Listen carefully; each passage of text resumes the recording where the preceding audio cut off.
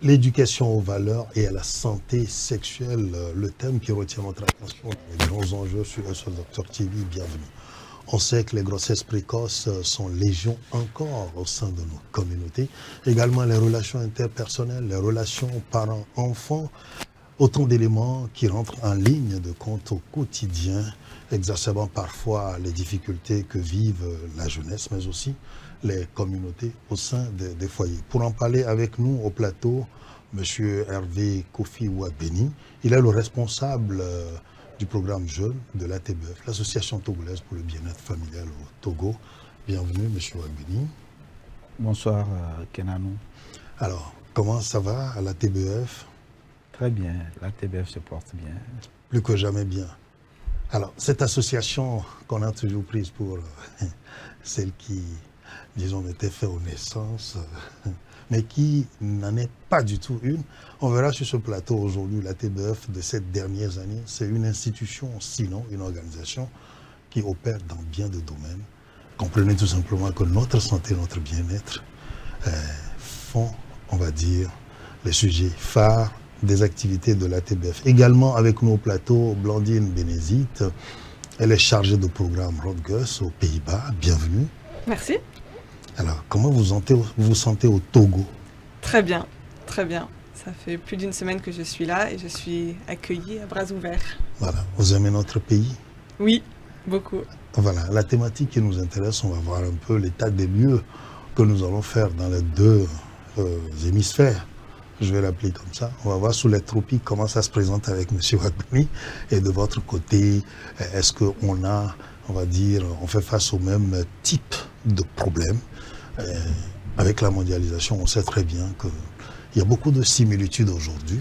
On va voir un peu comment tous ces problèmes sont appréhendés et surtout les approches de solutions qu'on propose pour, on va dire, un vivre ensemble où chacun se sent bien, jouit de toute sa sexualité, mais de façon responsable, à ne pas donc créer des problèmes. On sait qu'il y a aussi des aspects liés. Je fais ça parce qu'il y a les violences basées sur le genre qui sont là également, qui font partie de ceux dont nous allons parler. Alors, Monsieur Hervé Ouagbeni, l'éducation aux valeurs et à la santé sexuelle dans la lutte contre les grossesses précoces et non désirées. Voilà donc le thème que nous avons choisi. Qu'est-ce que cela évoque pour vous? Merci Kenanou, il faut tout de suite noter l'éducation aux valeurs à la santé sexuelle n'est rien d'autre que l'éducation sexuelle complète pour certains, l'éducation sexuelle intégrée pour d'autres, l'éducation complète à la sexualité pour d'autres encore. Oui. Le nom ne doit pas on ne doit pas s'attarder sur le nom, mais plutôt sur le contenu. Donc l'État togolais, à travers le ministère en charge de la santé, de l'éducation et les organisations de la société civile, et les leaders religieux, les associations de parents d'élèves ont opté désormais pour l'éducation aux valeurs et à la santé sexuelle. Pour revenir à ta question, je pense que cette thématique joue un rôle important, non seulement dans la prévention des grossesses précoces et non désirées, mais aussi dans l'épanouissement du jeune, que ce soit le jeune scolaire, le jeune extrascolaire, qui est plus vulnérable que le jeune scolaire parce que le jeune extrascolaire n'a pas souvent les informations. Et l'éducation sexuelle, ce n'est pas seulement même les jeunes. L'éducation sexuelle, c'est aussi les parents, les leaders religieux, les journalistes, les influenceurs. Bref, l'éducation sexuelle complète s'adresse à tous les acteurs en charge de l'éducation des jeunes. Lorsque un acteur ne joue pas son rôle, ça devient complexe, on n'a pas le résultat escompté. C'est pourquoi nous convions tout le monde à s'engager pour la promotion de l'éducation sexuelle complète dans notre pays. Eh bien, on voit avec vous, M. Ouagbeni, que au-delà donc des aspects évoqués, c'est tout le monde qui est concerné finalement, pas que les jeunes qui sont le plus souvent ciblés. Et d'ailleurs, je m'en vais vous poser des questions, Blandine Bénézite. on met souvent les jeunes, on va dire, au cœur justement des préoccupations, surtout des projets, quand on parle de l'éducation sexuelle complète, l'éducation aux valeurs et à la santé sexuelle. Et est-ce que ça se comprend pourquoi on fait souvent ce choix? Oui, parce que c'est souvent eux qui sont désavantagés par rapport à leur accès à l'information, leur autonomie pour accéder à tel ou tel service. Souvent le prix même des contraceptifs ou autres services est rédhibitoire et ils n'ont pas leur propre argent. Donc c'est pour ça qu'on s'attarde effectivement en particulier sur cette cible. Et j'ajouterai sur les composantes de l'éducation complète à la sexualité. On commence aussi même par l'estime de soi du jeune. Donc s'il n'a pas confiance en lui, s'il n'accepte pas son corps tel qu'il est, s'il ne connaît pas lui-même ses propres droits, il ne sera pas en capacité de ni les revendiquer, savoir qu'il a le droit à l'information, le droit au service, que s'il va quelque part, on ne lui dira pas non et il pourra accéder à ce dont il a besoin. Donc on commence vraiment par l'individu avant de regarder les relations interpersonnelles, les différents acteurs de la société. Et donc notamment dans le projet qu'avec donc mon organisation Rutgers, on met en œuvre en collaboration avec la TBEF au Togo. Il s'agit de non seulement l'éducation à la santé sexuelle des jeunes, mais ensuite on va aussi former les prestataires de services même pour qu'ils accueillent les jeunes dans leurs services de manière bienveillante. On va former les influenceurs de la société, donc ça inclut les journalistes, par exemple, pour parler positivement de la santé sexuelle et reproductive des jeunes et des adolescents, pour pour rendre favorable leur accès aux services et à l'éducation. Et ensuite, bien sûr, sensibiliser aussi les décideurs pour que l'État accompagne ce mouvement aussi. Monsieur Ouabeni, c'est vrai que je risque peut-être de ne pas refaire le lien très rapidement, parce qu'elle l'a dit, le jeune, le plus souvent, on le prive de l'information. Oui, nous savons que la question de sexualité reste un sujet tabou dans notre société. Et c'est le jeune qui est plus privé. On attend qu'il ait un certain âge avant de démarrer. On fait de la question de la sexualité une question de couple. Il faut être d'abord en couple avant d'en parler. Et pendant tout ce temps, les jeunes qui n'ont pas accès à ces informations deviennent vulnérables. La population togolaise est constituée de près de 60% de ces jeunes. Et si ces jeunes n'ont pas les informations afin d'avoir l'estime de soi, ils ne sauront faire des choix éclairés, d'où la nécessité de travailler vraiment avec ces jeunes, d'où la nécessité de commencer l'éducation sexuelle le plus tôt possible avec ces jeunes, afin qu'ils puissent avoir les compétences de faire des choix éclairés. Alors, c'est vrai que M. Kofi finissait sur la sexualité par rapport aux jeunes. En Afrique, cela reste encore un sujet, tabou. Les choses évoluent certes, mais c'est toujours difficile de pouvoir parler du sexe facilement, surtout quand on est en public ou alors quand on est devant les enfants. On pense que... Mais la sexualité, parler de la sexualité ou de la sexualité, et ça commence quand? Alors déjà, je vous rassure, c'est difficile partout, inclus en Europe. Donc moi, je suis française, mais je travaille aux Pays-Bas. Et en ce moment même, en France, il y a beaucoup de débats sur le nouveau curriculum. Ils appellent ça l'éducation à la vie affective et relationnelle et sexuelle, il me semble. Et aux Pays-Bas aussi, le curriculum, il y a différents choix de curriculum, et notamment celui qui est proposé par notre ONG Rutgers aussi fait... il y a aussi des polémiques de l'opposition, etc. Donc c'est difficile dans tous les contextes de donner accès aux adolescents et aux jeunes à leurs droits et à leur information. Et ensuite, l'idée souvent qui est avancée par ces opposants, c'est que plus on va parler de sexualité aux jeunes, plus ça va les inciter à avoir des relations sexuelles, et plus du coup il y aura de grossesses précoces, etc. Mais en fait, toutes les statistiques dont on dispose démontrent clairement l'inverse. C'est plus on parle de ces sujets tôt, plus on enlève le tabou, plus on peut avoir un dialogue avec les parents, avec leurs enfants, les enseignants, avec les élèves, etc. Plus on donne accès à l'information, et plus les adolescents, les jeunes pourront faire des choix éclairés. Le jour où ils auront décidé d'avoir des relations sexuelles, se protéger de la manière qu'il faut pour éviter les grossesses, éviter les IST. Et ça, clairement, en France, par exemple, il y a une étude qui est sortie récemment sur la sexualité des Français qui prouve que les jeunes ont des relations sexuelles de plus en plus tard et de moins en moins, alors qu'ils ont accès à l'éducation sexuelle et qu'il y a par exemple des distributeurs de préservatifs dans la rue, dans les toilettes publiques, dans les boîtes de nuit. Donc on pourrait croire qu'avec cet accès facile aux services et à l'information, du coup, tout le monde aurait une sexualité totalement débridée. Et en fait, il n'en est rien. C'est même tout l'inverse. Voilà. Il y a intérêt donc à aborder le sujet plus tôt avec les enfants, c'est ce que vous voulez dire.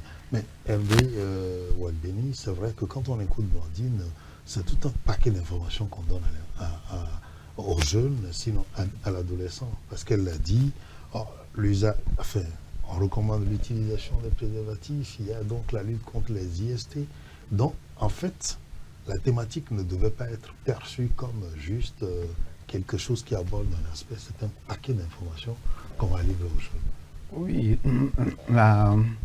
l'éducation aux valeurs, la santé sexuelle ou l'éducation sexuelle complète ne se résume pas à la thématique du sexe, mais va au-delà. Nous définissons l'éducation aux valeurs, la santé sexuelle comme une manière d'aborder ou d'enseigner la santé de la reproduction et des relations interpersonnelles adaptées à l'âge, culturellement pertinent et fondé sur un raisonnement scientifique ou sans jugement de valeur. Donc, nous avons parlé de santé de la reproduction, nous avons parlé des relations interpersonnelles, et quand nous prenons relations interpersonnelles, c'est un package, et l'éducation sexuelle complète au Togo, où nous avons retenu des composantes comme le genre, la citoyenneté sexuelle, où on parle des lois qui régissent notre pays, de nos cultures, de nos pratiques culturelles positives et de nos pratiques culturelles négatives. On parle également de la promotion de la diversité, c'est-à-dire le fait de nous accepter en tant que personnes venant du nord, du sud, d'accepter nos différentes races, de nous accepter nos ethnies, d'accepter notre diversité sexuelle. Nous parlons également de la lutte contre les violences. La lutte contre les violences, nous savons tout ce que les violences engendrent dans nos pays. Et nous sommes aujourd'hui même confrontés à ce phénomène de djihadisme. Et dans cette composante de promotion de lutte contre les violences, nous pensons que nous pourrons éradiquer tout ce qui se passe comme violence dans nos États. Nous parlons également du plaisir ou de l'épanouissement sexuel. Et aujourd'hui, beaucoup de jeunes consomment de la drogue croyant trouver du plaisir dans cette drogue. Et la drogue détruit beaucoup. Aujourd'hui, nous avons beaucoup de produits toxiques. Quand vous allez même dans les fins fonds de nos hameaux, on constate une utilisation des substances psychoactives que j'éviterai d'appeler ici, d'énoncer, pour faire leur publicité, parce que ça décime. Aller à 350 km de Lomé à Kassan, vous verrez ce qui se passe.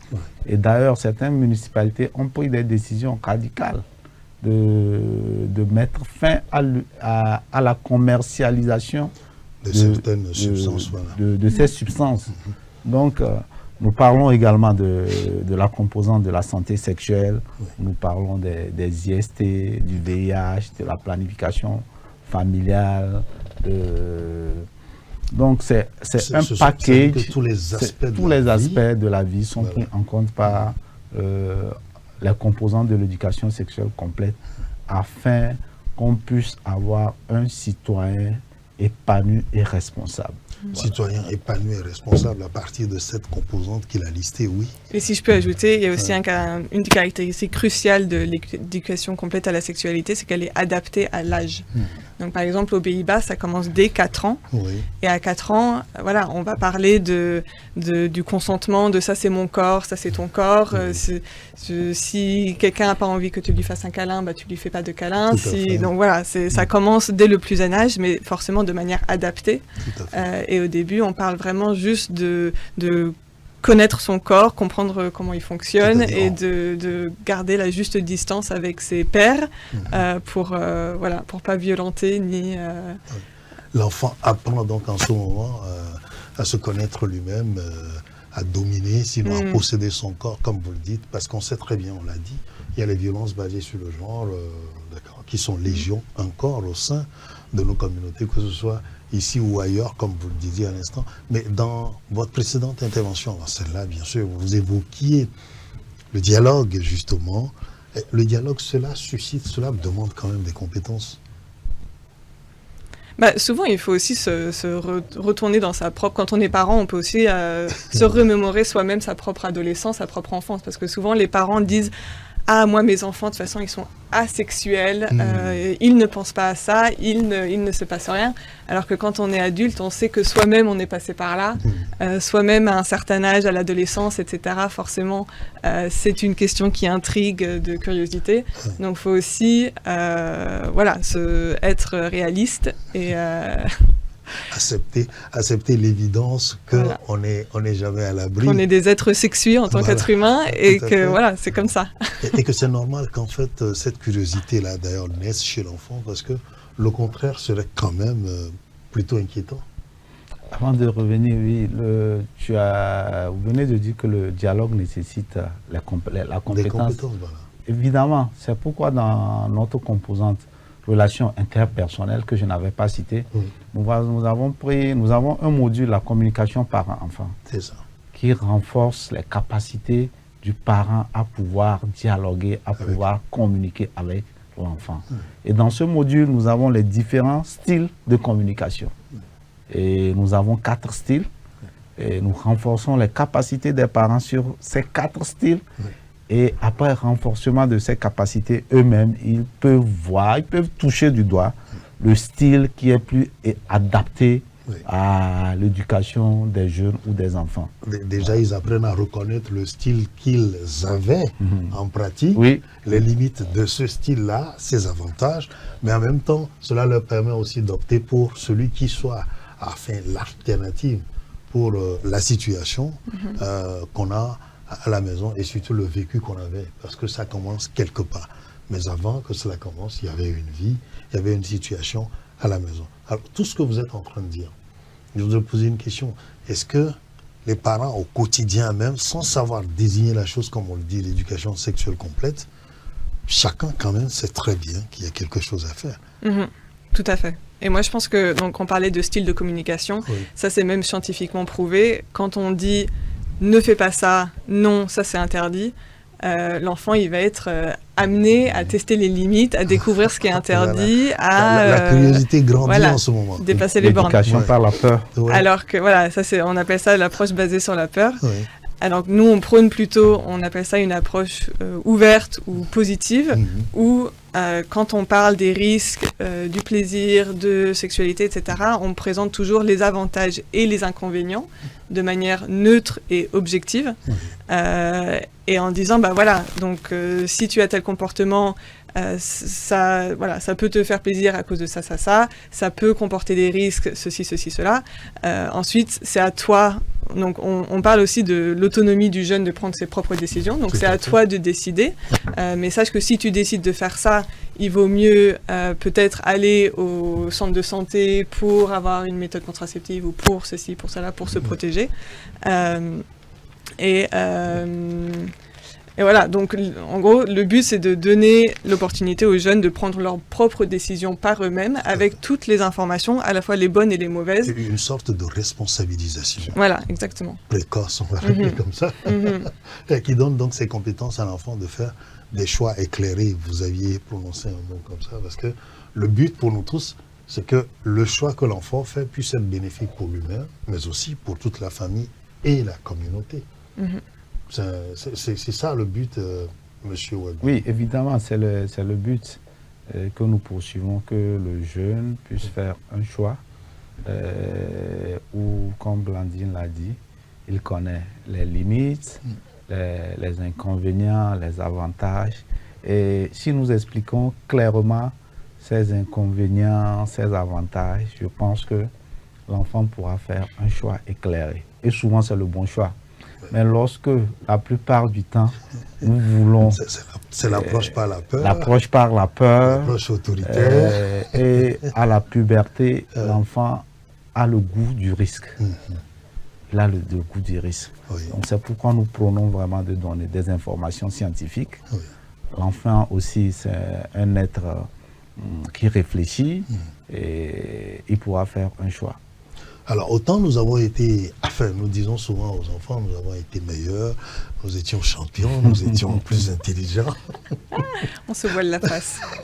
On se voit la face, mais en même temps, il faut croire que nos enfants ne sont que nos purs produits et ne peuvent que nous ressembler. Donc, leur faire un minimum de confiance. Mais je voudrais qu'on revienne sur un certain nombre d'éléments. Notre thématique parle de grossesse précoce et non désirée. Il faut quand même qu'on puisse revenir parce qu'il y en a qui nous suivent peut-être, qui ne maîtrisent pas encore, on va dire ces concepts, sinon ces mots, on les utilise le plus souvent. Est-ce que c'est la même chose quand on va dire grossesse précoce et grossesse non désirée, M. Walbini? Nous avons deux définitions de grossesse précoce. Et sur le plan sanitaire, une grossesse précoce est une grossesse qui survient avant l'âge de 18 ans. Okay. Parce qu'on estime qu'avant l'âge de 18 ans, le corps n'est pas encore prêt le corps de la jeune fille n'est pas encore prêt pour la maternité. Mais avec le ministère de l'Enseignement, toute grossesse en milieu scolaire est une grossesse précoce. Parce que l'enfant est allé à l'école pour revenir avec un diplôme, pas avec une grossesse. C'est face à ce constat que le ministère, nous saluons d'abord cet engagement, a pris la résolution de voter la loi portant prévention des violences sexuelles en milieu scolaire et extrascolaire. Tout à fait. C'est pour pouvoir protéger la jeune fille pour qu'elle puisse finir ses études sans grossesse. Parce que nous savons, la grande majorité de ces filles qui contractent ces grossesses n'arrivent plus à terminer leur cursus scolaire.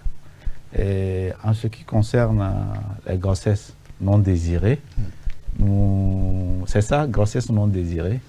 Il y a également plusieurs définitions, je laisserai Blandine se pencher sur d'autres définitions.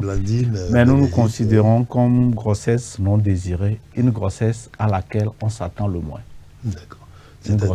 C'est-à-dire qu'en ce moment précis, mon mari et moi, ou bien la jeune fille, n'a pas décidé de contracter une grossesse. Et puis cela survient comme ça. C'est ce que les gens appellent le plus souvent accident. Accident, voilà. On se demande qui a heurté l'autre. Voilà. Un accident. C'est pour ça qu'on est tombé enceinte. Sur quelle route voilà. Cet accident a eu lieu, oui. Oui, on parlait de ça tout à l'heure. Il y a aussi la nuance entre ce qu'on appelle les grossesses non planifiées, donc qui par définition n'étaient pas prévues. C'est ça. Donc les Nations Unies estiment que 50% des grossesses sur Terre sont non planifiées. Donc on n'a pas fait exprès. Ensuite, au sein de celles qui sont non planifiées, parfois ça vient comme une très bonne nouvelle et les gens sont contents. Et parfois, quand c'est non désiré, c'est que voilà, ça entrave leur projet de vie. Par exemple, la jeune fille voulait finir son éducation d'abord. Donc là, ça devient non désiré quand ça pose problème et que voilà, ça met en difficulté la jeune fille et potentiellement son entourage. Alors, quand on dit la jeune fille, son entourage, c'est vrai, je le disais à l'instant, l'éducation sexuelle complète, finalement, c'est une affaire de tous. Même, je dirais, avant tout, c'est une affaire de tous. Alors, en revenant justement aux grossesses, aujourd'hui, c'est vrai qu'il y a eu quand même de l'activité sur le terrain, surtout particulièrement à la TVF et plusieurs autres organisations de la société civile, mais également les pouvoirs publics, parce que vous l'avez dit, il y a une loi qui existe aujourd'hui, qui est là, c'est vrai que Encore faut-il dénoncer, encore faut-il accepter qu'on aille au bout des sanctions. On va revenir à ces aspects. Mais le travail qui est fait sur le terrain aujourd'hui, est-ce qu'on peut dire, elle a dit, il y a eu une étude en France, mais chez nous, ici, au Togo, le plus souvent, c'est que vous n'avez pas des statistiques en réalité établies. C'est vrai, il y a des données parcellaires qu'on peut donner. Est-ce qu'on avance véritablement? Oui, nous avançons. Nous avançons, mais il reste encore du chemin à parcourir. Nous revenons d'une supervision sur le projet Ado Avance que nous exécutons sous le lead de Rutgers. Et beaucoup, dans le milieu scolaire, ils nous ont sorti des statistiques qui démontrent que l'éducation sexuelle complète a fait chuter les grossesses dans ces établissements ou exposés à l'éducation, aux valeurs, à la santé sexuelle.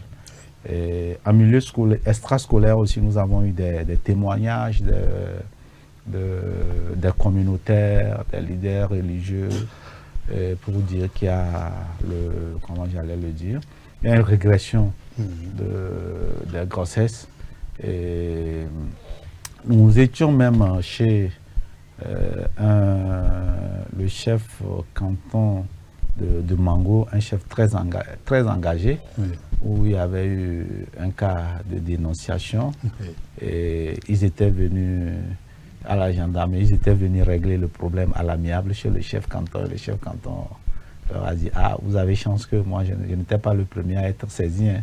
Sinon, c'est moi-même qui allais vous dénoncer. Oui. Bon, allez quand même répondre devant les autorités. Et après, vous revenez, nous allons rejuger le problème de façon locale. Donc, c'est dire qu'il y a une appropriation de la thématique. Pour aller sur les données statistiques, nous avons des données statistiques. Chaque année, le ministère en charge de l'éducation a des données statistiques. Et ces données prouvent que les établissements où nous menons nos projets, où les enseignants sont formés, où il y a les VSS, dans ces établissements, il y a une chute remarquable des grossesses. Il va partir sur le district sanitaire sur le collège à Képé-Ngwepe. Au début d'un de nos projets, en 2017-2018, on dénombrait 18 grossesses. C'est la donnée de base. La première année du projet, de 18, on est passé à 3, c'est-à-dire de 2018 à 2019. De 2019 à 2020, on est passé à 4 et bon, ça s'explique. On était en période de Covid où les enfants étaient laissés pour compte. De 2020 à 2021, on est passé à 2 grossesses. C'est dire que de 18 grossesses, on est passé à 2 grossesses en 3 ans. C'est bien vrai. La courbe est très descendue. Est très descendue. C'est bien vrai qu'une seule grossesse en milieu scolaire est une grossesse de trop. Ça, le ministère ne cesse de le dire. Mais on sent quand même une volonté, on sent quand même l'impact de l'éducation sexuelle complète. Le cas le plus palpable est le CG Ketao, le lycée Ketao, où en 2017-2018, on dénombrait 12 grossesses. L'année suivante, on dénombrait 3. De 2019 à 2020, on dénombrait 2. Et la dernière année du projet, on est passé à 0 grossesse.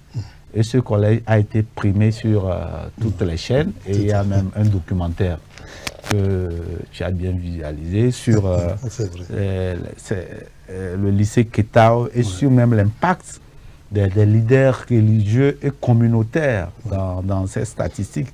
Le CG5AC, le CG5AC que nous connaissons très bien parce que c'est une zone également vulnérable du fait de la frontière. Tout à fait. Entre une zone frontalière où c'est vrai que voilà. c'est très bien. Donc on est passé de 13 grossesses en 2017-2018 à une grossesse en 2021. C'est dire qu'aujourd'hui, seuls les détracteurs ne pourront reconnaître, même les détracteurs reconnaissent l'importance de l'ESC. Je dirais que c'est la mauvaise foi. Oui, qui fait c'est la mauvaise foi qui fait que parfois les gens essaient de peindre l'ESC au noir. Mais je dirais que c'est parce qu'ils n'ont pas une véritable connaissance du contenu, du sujet. Et lorsque nous avons la chance de renforcer les capacités de ces acteurs, ils se rendent compte qu'ils étaient en erreur. Ça change. On va en parler d'ailleurs sur ce plateau parce qu'il y a un atelier que vous aviez organisé déjà, donc on va dire en début du mois de décembre, qui a réuni des journalistes et puis des personnalités donc du monde, on va dire cybernétique, les influenceurs des réseaux sociaux avec le numérique aujourd'hui. Mais c'est vrai, je rappelais, c'est le vénéré Nabiema Tabizakou, donc le chef, d'accord, le chef supérieur des Anouveau. C'est comme ça. Nous l'avons eu sur ce plateau ici dans les grands enjeux. C'est vrai que, comme vous le dites aujourd'hui, l'autorité traditionnelle s'est appropriée le sujet. Ça, c'est un point quand même positif. Est-ce que ça se présente de la même façon? Parce que nos chemins n'ont pas été forcément les mêmes. Hein. Ici, on en est encore à parler, justement, il le disait, des clivages sociaux, culturels, ethniques et tout cela. Est-ce que même à la base, la petite autorité d'un quartier, chez vous, il en fait un sujet de prédilection dans ses programmes? Moi, oui, je pense que tous les acteurs à tous les niveaux sont... En tout cas, le but, c'est que tout le monde soit sensibilisé et tout le monde œuvre dans la même direction.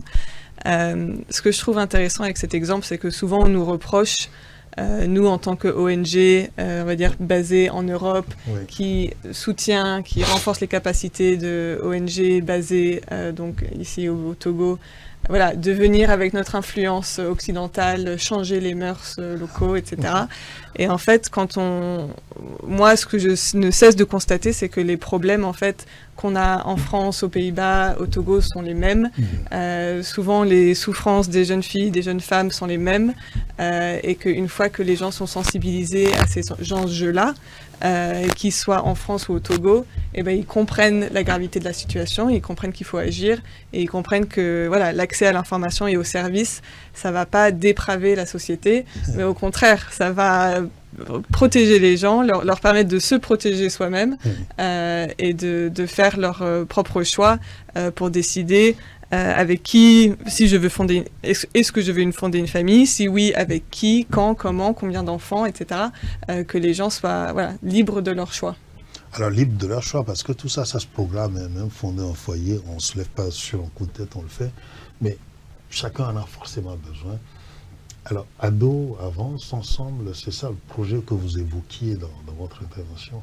Alors, où en est-on aujourd'hui avec le projet? Vous avez commencé, quels sont les objectifs phares et peut-être les activités qui ont été menées déjà, pour qu'on puisse apprécier en réalité sur le terrain les cibles qui ont été définies et qui sont déjà touchées.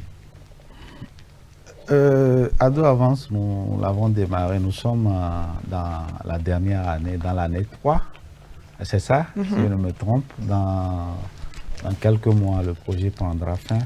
Mais avant même la fin du projet, comme je venais de le dire, nous avons un impact. Je venais de citer là le cas du chef canton de Mango qui est très engagé. Et quand vous avez ces acteurs ou bien ces partenaires engagés, vous vous dites que l'après-projet est assuré. Nous avons renforcé les capacités des leaders religieux et communautaires. Nous avons renforcé les capacités des jeunes scolaires.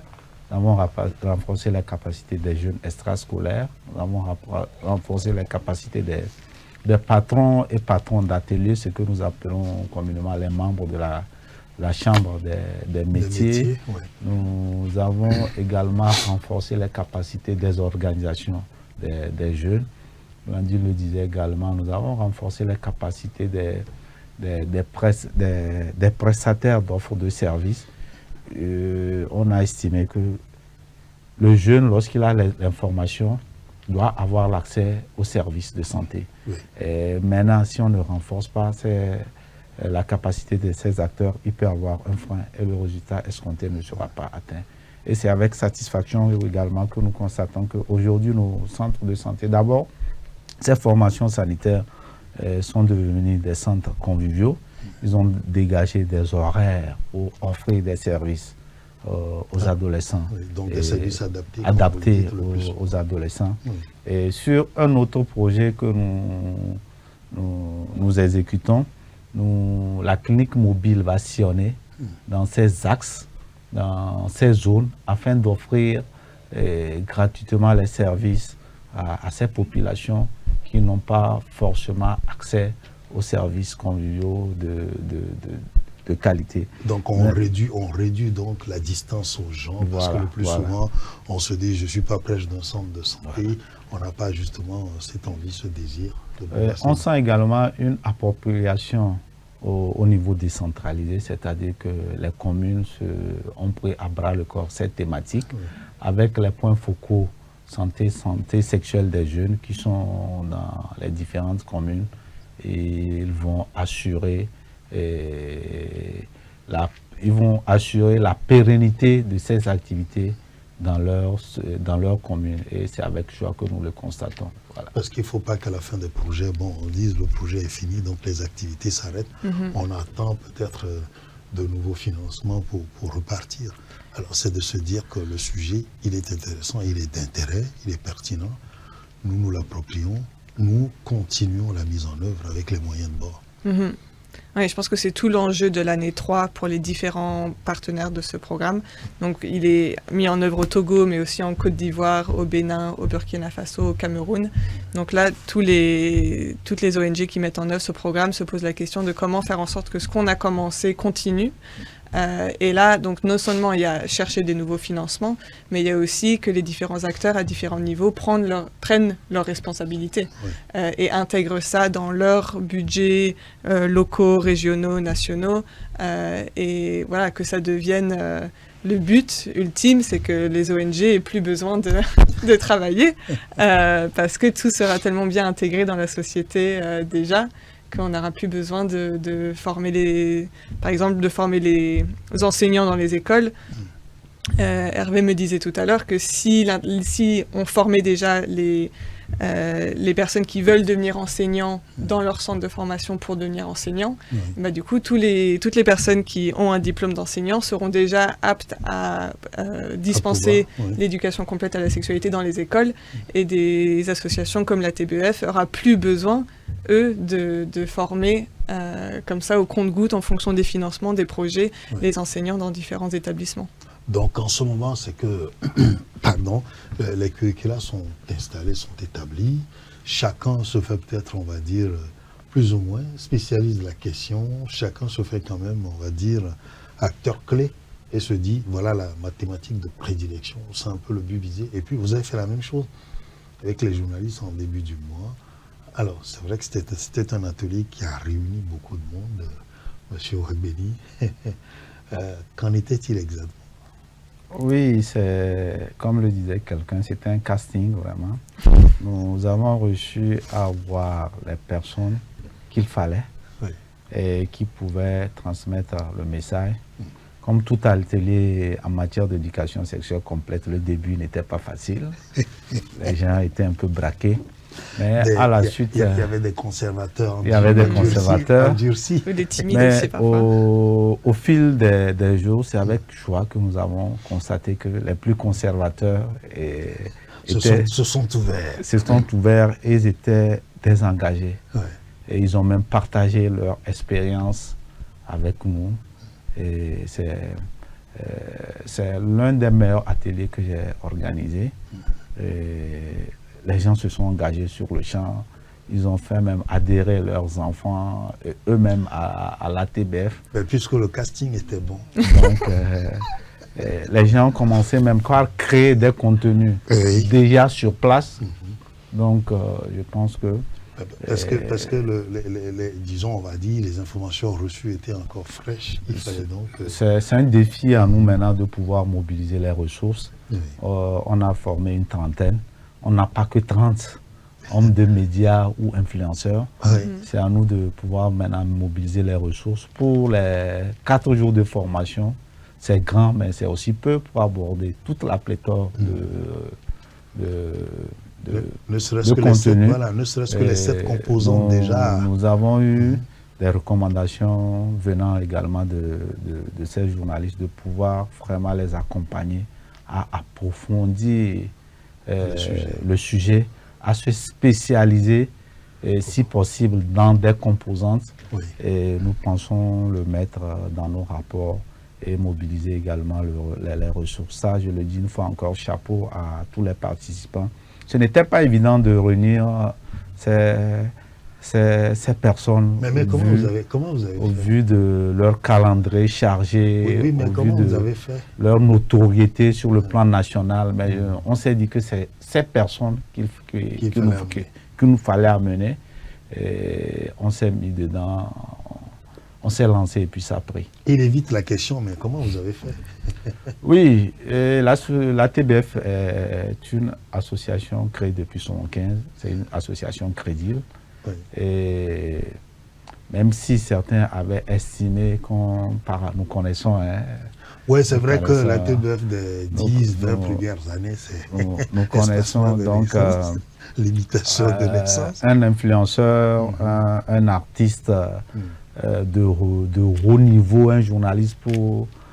les gens parlaient de cachets qu'il fallait payer, alors que nous, on n'avait pas ces cachets. C'est des discussions vraiment qu'on a dû mener avec ces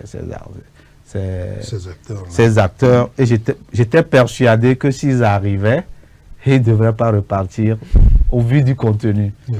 Et dès qu'ils sont arrivés, les premiers jours, c'était un peu tendu, mais au fil des jours, j'ai senti qu'ils ne voulaient plus repartir. Ils ont été pris au piège.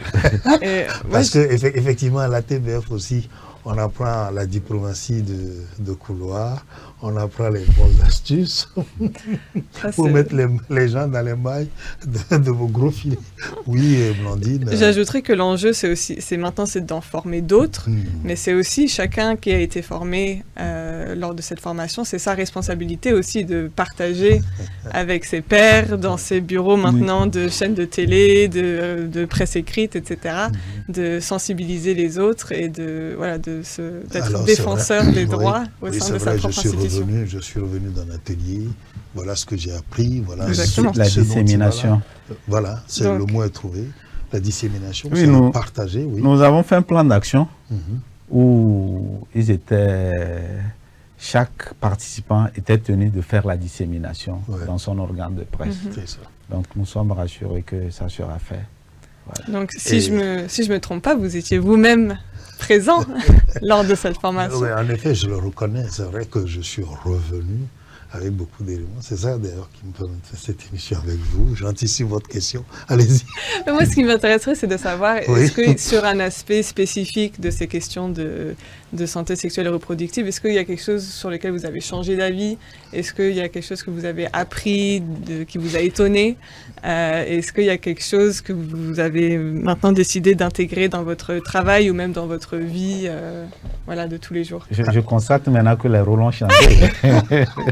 Mais c'est intéressant aussi parfois qu'on inverse les rôles parce que ça permet à nous autres acteurs, justement, d'accord, qui sommes plutôt là à poser des questions, d'accord, de pouvoir y répondre parfois aussi. C'est vrai que moi j'étais à l'atelier, comme vous le dites, je suis dans le domaine de la santé depuis plus de 15 ans maintenant.